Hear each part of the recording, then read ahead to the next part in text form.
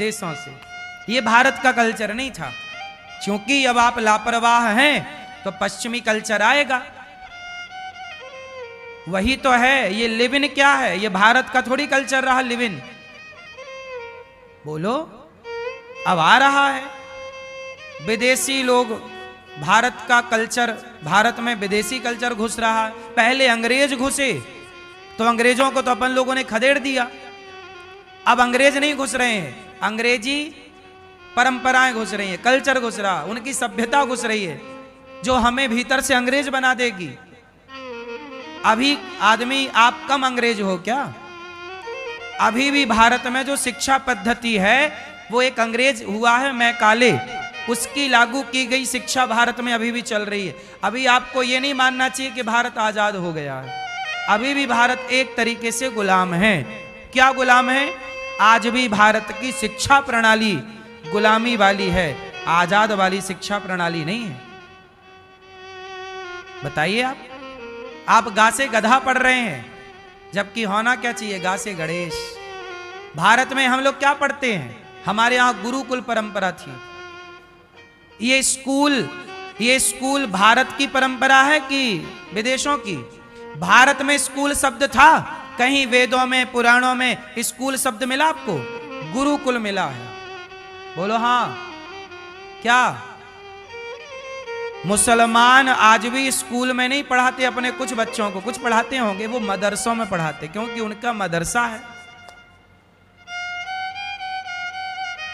Convent school, ये convent school का जरा गूगल करिए, क्या निकल रहा है? क्या है ये कॉन्वेंट? क्रिश्चियन लोगों ने अपने क्रिश्चियन परंपरा का प्रचार करने के लिए कॉन्वेंट स्कूल का गठन किया था। वो कॉन्वेंट स्कूलों में आपके बच्चे पढ़ रहे हैं। अब बताइए, जबकि आपके बच्चों को कहां पढ़ना चाहिए? स्कूल में हमारे वेद पुराणों का भी कुछ हिस्सा बच्चों को पढ़ाना चाहिए, गीता भी पढ़ाना चाहिए। और भारत में स्कूल का नाम स्कूल ना हो, गुरुकुल होना चाहिए। भारत है ना भाई, भारत में क्या नाम होना चाहिए? बोलो, गुरुकुल। स्कूल नाम भारतीय नाम नहीं है। यदि नाम है स्कूल तो बताइए कहां लिखा है पुराने हमारे ग्रंथों में? तो आज आप ये मत सोचो कि आप आजाद हो। आज भी आप पूरे आजाद नहीं हो, कुछ परसेंट की आजादी है, बाकी आज भी आप गुलाम ही हो। आजाद तब मानिएगा साहब अपने आप को जब भारत के बच्चों को भगवत गीता पढ़ाई जाने लगे स्कूलों में। स्कूलों में गीता क्यों नहीं पढ़ाती? गीता तो हमारी संपत्ति है ना भारत की। भाई गीता, बताइए, इस धरती की सबसे प्राचीन पुस्तक गीता है कि नहीं? बोलो हाँ। हाँ। डार्विन की थ्योरी पढ़ाते हैं कि नहीं? शेक्सपियर की थ्योरी पढ़ाते हैं कि नहीं? जब डार्विन का सिद्धांत पढ़ाते हो तो डार्विन से बड़ा सिद्धांत तो भगवान कृष्ण का है। कृष्ण का सिद्धांत क्यों नहीं पढ़ाते? क्यों बताओ ना। हमारे लिए कौन महान है, डार्विन के भगवान कृष्ण? बोलो कौन? तो भगवान कृष्ण की गीता क्यों नहीं पढ़ाई जा रही इस देश में? जिस गीता को अदालत में रखा गया, मैं गीता पर हाथ रख के कसम खाता हूं, जो कहूंगा सच कहूंगा। यदि गीता का इतना ही सम्मान करते हो तो बच्चों को पढ़ाना शुरू करो, तो वो गलत गवाही देगा ही नहीं। गीता पढ़ने वाला झूठ थोड़ी बोलेगा। गीता ना पढ़ने वाला गीता की 100 झूठी कसम खा सकता है, एक की क्या कहो। झूठी कसम खाने में क्या दिक्कत है उसे? उसने गीता तो पढ़ी नहीं, और गीता पढ़ता तो झूठी कसम ही ना खाता। वो गलत करते ही नहीं। जो गीता ठीक ठीक पढ़ लेगा वो बलात्कार क्यों करेगा साहब, ये बताओ? जो गीता पढ़ लेगा, समझ लेगा, वो चोरी क्यों करेगा? बोलो। मैं चोरी नहीं करता, किसी के पैसे पड़े हों पड़े रहें। मैं हर बहन बेटी को अपनी बहन बेटी की तरह देखता हूं, क्योंकि मैंने गीता पढ़ी है। एक पत्रकार ने मेरे से पूछा, आपने वो वीडियो सुनी होगी, कि आप गीता को मानते हैं कि संविधान को मानते हैं? हमने कहा भाई देखो, संविधान और गीता। गीता यदि हम मानेंगे तो संविधान का पालन अपने आप हो जाएगा, वरना संविधान मानने वाले इस देश में भ्रष्टाचार, कितने लोग ऐसे हैं, कुछ लोग भ्रष्टाचार कर रहे हैं और वो संविधान को जानते हैं। जब आप संविधान को जानते हो तो भ्रष्टाचार क्यों कर रहे हो? हम संविधान को नहीं जानते, हम भगवत गीता को जानते हैं, जहां भगवान कहते हैं बेईमानी करना पाप है। हम तो नहीं करते संविधान का उल्लंघन, हम तो चोरी नहीं कर रहे हैं, और आप जान रहे हो फिर भी चोरी कर रहे हो। इसलिए गीता जानने वाला ही संविधान का पालन कर सकता है। गीता नहीं जानता तो संविधान तोड़ने के लाख प्रयास करेगा। अब मर्डर करने वाला क्या संविधान नहीं जानता? जानता है साहब, इसलिए वो भी मर्डर करता तो है पर पूरी प्लानिंग के साथ। अभी एक मर्डर हुआ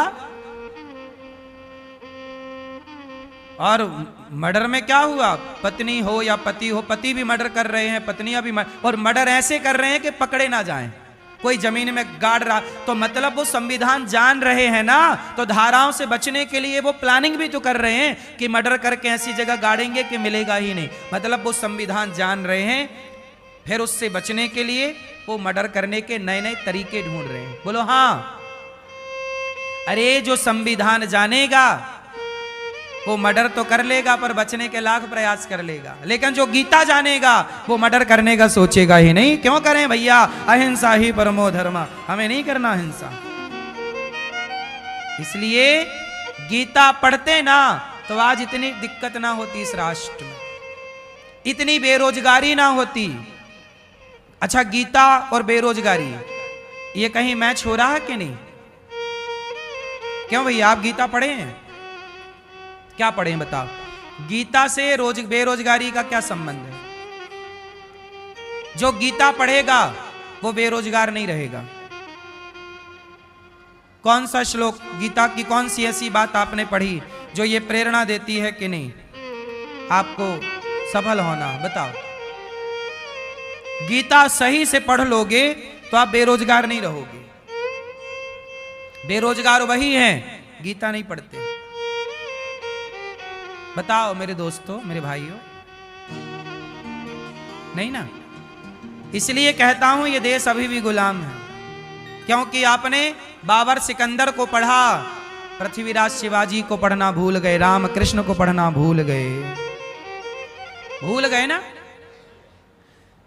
अभी छावा मूवी आई तो लोग जाने कि छावा कौन है। उसके पहले कौन जानता था छावा को? कम लोग जानते थे। बोलो हाँ। भारत के इतने महान योद्धाओं के बारे में पढ़ाया नहीं गया। बोलो हाँ। हम ही बोल रहे हैं, आप कुछ नहीं बोल रहे हैं।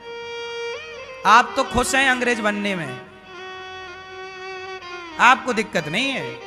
आप तो बोल रहे हैं सवेरे से गुड मॉर्निंग।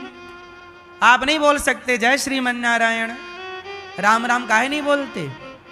जय श्री कृष्णा क्यों नहीं बोल? गुड मॉर्निंग से क्या तुम पढ़े लिखे दिख रहे हो? और राम राम बोलोगे तो गवार दिखोगे क्या? क्यों? क्या बोलना चाहिए?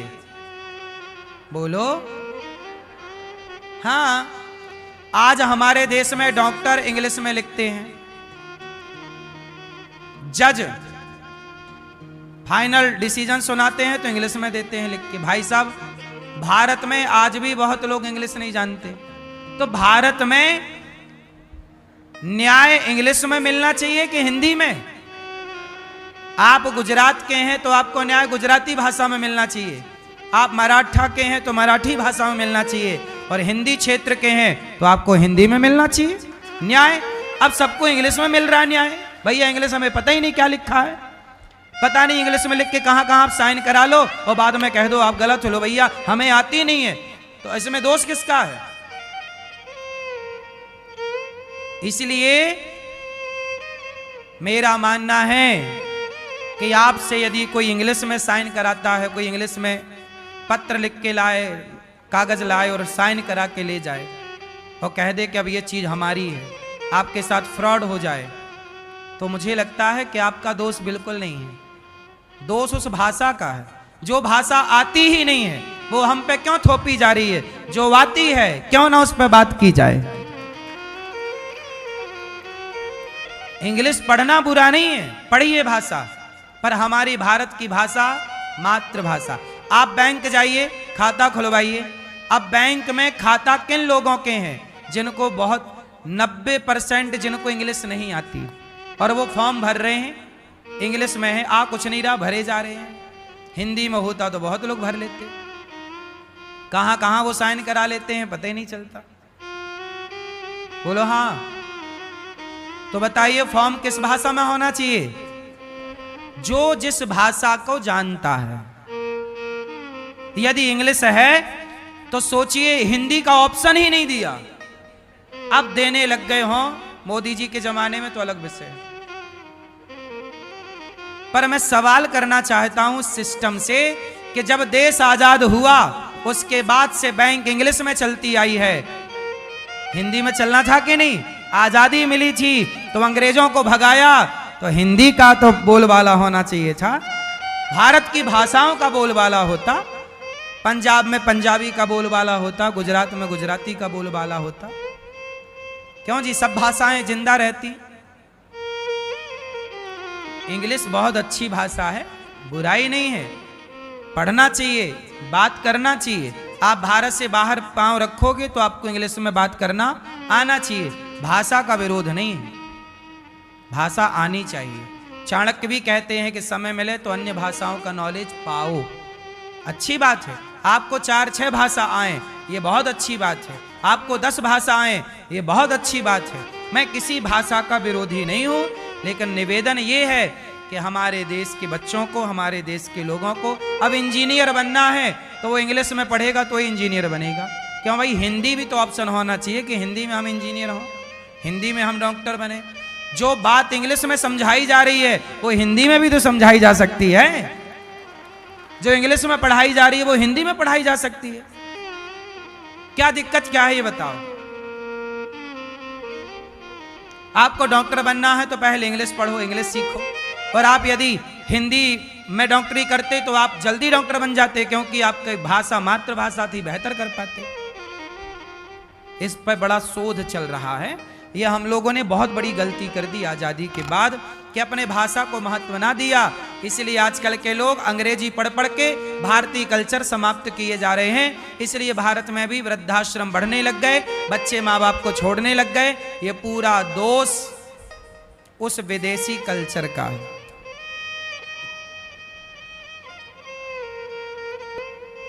कितने लोग मेरी बात से सहमत हैं? कौन सी बात से? भारत का रहने वाला हूं, भारत की बात सुनाता हूं, है प्रीत जहां की रीत, सदा मैं गीत वहां के। भारत का रहने वाला हूं, भारत की बात। भरत जी ने सब कुछ दिव्य ज्ञान दिया, तो हम लोग बात कर रहे थे खाना, सोना और बच्चे पैदा करना, सब करते हैं। आप मनुष्य हो, भला काम करो। भरत जी ने सब छोड़ा, ऋषभदेव जी के बड़े पुत्र का नाम भरत जी था, सब छोड़ के गंडकी के तट पर चले गए, वहां भजन किया। अच्छा, भरत जी ने एक गलती कर दी, घर परिवार छोड़ा था इसलिए कि मैं भगवान का चिंतन करूंगा, पर जंगल गए भरत जी तो जंगल में एक मृग से मोह हो गया। नदी थी, उसमें एक मृग बच्चा बहता जा रहा था, मृग का बच्चा। तो भरत जी वहां नहा रहे थे गंडकी नदी में, तो भरत जी ने उस मृग के बच्चे को देखा और उसे बचाकर अपनी कुटिया ले आए। देखो, जान बचाई भरत जी ने, किसी बहते हुए मृग को बचाया। जैसा कि अभी पंजाब में इतनी बाढ़ चल रही है, बड़ा दुखद है, कितनी भैंस, कितनी गाय, कितनी बकरियां बेचारी पानी में बह गईं, किनारा नहीं मिला। कितनी भैंस वहां बंधी थी और पानी भर गया, सोचिए वो डूब करके मर गई। कितने जानवरों की जान चली गई पंजाब में, जो अभी बाढ़ चल रही है, बड़ी दुखद और बड़ी दर्दनाक है। कितने लोगों के घर बह गए, जिनकी भैंस बंधी थी उनको छोड़ने का टाइम ना मिला। भाई, किसानों के घर तो 2-4 गाय भैंस होती ही होती है। अब आदमी तो जैसे पानी आया तेजी से तो भाग गया, पर भैंस छोड़ने का टाइम ना मिला।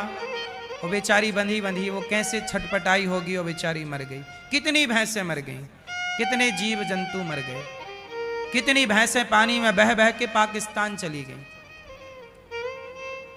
कितना नुकसान हुआ। गांव के गांव समाप्त हो गए, बह गए पूरे गांव। ये बाढ़, ये कितना दर्दनाक है ना ये सब। भरत जी ने भगवान से हम यही प्रार्थना करते हैं, ये बाढ़ जल्दी समाप्त हो और व्यक्ति सुख चैन की जिंदगी जिए। इसलिए कहता हूं साहब, हम सबका गुनाह प्रकृति देखती है, पाप प्रकृति देखती है, और ये पापों का दंड मिलता है प्रकृति के द्वारा। इस साल कितने पहाड़ गिरे, जो पहाड़ हजारों साल से खड़े रहे जस के तस। क्यों? हजारों साल से जो पहाड़ जस के तस खड़े रहे, इस बार वो पहाड़ गिर गए। हाँ या ना? भूस्खलन हुआ ना, पहाड़ गिर गए। ये क्या है? ये संकेत क्या है? ये संकेत है कि धरती पे पाप बढ़ रहा है, और जब पाप बढ़ेगा तो प्रकृति एक्शन लेगी, प्रकृति अपना रौद्र रूप दिखाएगी, और प्रकृति जब रौद्र रूप दिखाएगी तो कोई ना बचेगा। इसलिए कहता हूं, पाप करने से बचो। ये धरती भी कब तक सहेगी पाप, कितना सहेगी। इसलिए साहब, झूठ से लौटकर सच की ओर चलना सीखो, बेईमानी के रास्ते को छोड़कर ईमानदारी से चलना सीखो। झूठ बोलकर बेईमानी करके यदि पैसा कमाया भी तो सब बह जाएगा, नहीं बह जाएगा। इसलिए 1 रुपए गलत ना कमाओ, 1 रुपए, 1 भी रुपए गलत ना आए आपके जेब में, ईमानदारी का है। बचो बेईमानी से, वरना सबसे बड़ी प्रकृति है, परमात्मा है, वो जब न्याय दंड चलाता है कोई ना बचेगा। कोरोना क्या था? ईश्वर का डेमो था कि भाई संभल जाओ, पाप ना करो, वरना एक दिन भी नहीं लगेगा समाप्त होने में। पूरी धरती खत्म हो सकती है एक चुटकी में। हाँ या ना? इसलिए पाप किसका रहा? रावण की लंका जल गई पाप के कारण। वैसे आपने सुना होगा सोना कभी जलता नहीं है, पर रावण की लंका सोने की थी, जल गई। जो नहीं जलता वो भी जल जाता है पाप के कारण। जो नहीं सुना था वो भी सुनने को मिलता है पाप के कारण। जो नहीं होता वो भी देखने को, पहाड़ भी कभी गिरेंगे, कहां सुना था? इतने प्राचीन पहाड़ भी गिरेंगे, मुंह केवल कहां सुना था? हो रहा है। पत्थर भी जलता है साहब, ज्वालामुखी जब फटता है तो। बोलो हाँ कि ना? फिर पत्थर कहां जलते देखा है? पर जब प्रकृति अपना रौद्र रूप दिखाती है तो वह दिखता है जो नहीं देखा। बोलो हाँ। जो आपने कभी नहीं देखा वो भी दिखता है। पत्थर भी जलता है जब लावा उठते हैं, ज्वालामुखियां फटती हैं, वरना सामान्य जिंदगी में कौन पत्थर जलते देखता है? हमने और आपने तो कभी पत्थर जलते नहीं देखे। पर प्रकृति चाहे तो सब दिखा सकती है। इसलिए सबसे ताकतवर प्रकृति है, ताकतवर ईश्वर है। वो नाराज तब होते हैं जब पाप बढ़ जाता है। इसलिए पाप को ना बढ़ने दीजिए, धर्म से चलिए। भरत जी ने एक मृग को पानी में बहते देखा। अभी मैंने वीडियो देखी कि भैंस पानी में बह रही है। बचाना चाह रहे हैं लोग, फिर भी बचा नहीं पा रहे हैं, क्योंकि जो बचाने जा रहा वहीं की माटी धंस जा रही है, वो खुद भी बह जा रहा है। बोलो हाँ। पूरे किनारे कट गए। वो किनारे कट गए ना तो 10-10 फुट की गहराई हो गई। अब 10 फुट में सीधा खड़ी चढ़ाई भैंस कैसे चढ़ लेगी, या आदमी कैसे चढ़ लेगा? ये रौद्र रूप है नदियों का। अब नदियों में इतना रौद्र रूप देखने को कहां मिला। अब लोग नदियों की जगह पे घर बना के रहने लग गए, नदियों की जगह पे अतिक्रमण कर लिया, तो अब नदियां गांव में घुसने लग गई। कहां जाएं? आपने प्रकृति के साथ छेड़खानी तो की है ना, हाँ या ना? अब नदियों की जगह पे लोगों ने घर बना लिए, हाँ या ना? ये बात सही है कि गलत है?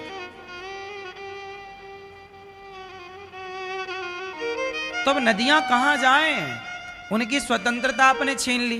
प्रकृति तो प्रकृति है, आप कर लो कितने भी निर्माण करोगे, प्रकृति एक झटके में खत्म कर देगी। जहां सड़कें थी वहां 50 फीट का गड्ढा हो गया, कर लो आप। इसलिए प्रकृति ना बर्बाद हो और हम इंसान और प्रकृति दोनों एक दूसरे के पूरक रहे हैं। लेकिन आजकल इंसान क्या कर रहा है? पेड़ पौधे काट रहा है, वनस्पति उजाड़ रहा है, जीव जंतु मारे डाल रहा है। इतना पाप है कि पूछो मत। भाई भाई का सगा नहीं है, भाई भाई का सगा नहीं है, चारों तरफ पाप ही पाप।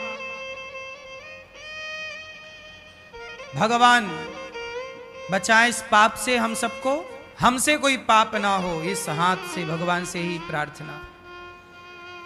भरत जी ने उस मृग के बच्चे को बचाया, कुटिया पे ले आए, उसे खिलाया पिलाया नहलाया खूब। अब जब भरत जी की मृत्यु का टाइम आया तो भरत जी उस मृग को देखते देखते मर गए कि मेरा मृग मेरा मृग मेरा, मर गए।